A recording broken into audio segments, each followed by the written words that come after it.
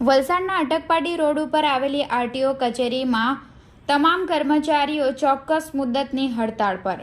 તારીખ 10 ફેબ્રુઆરી સોમવારના રોજ 3 કલાકની કચેરીથી મળતી માહિતી મુજબ વલસાડ સહિત સમગ્ર ગુજરાતમાં આરટીઓ કચેરીના અધિકારીઓ તેમજ ઇન્સ્પેક્ટર ચોક્કસ મુદ્દત હડતાળ ઉપર છે, જેને લઈ મોટાભાગની આરટીઓ કચેરીની કામગીરી ઠપ થઈ ગઈ છે।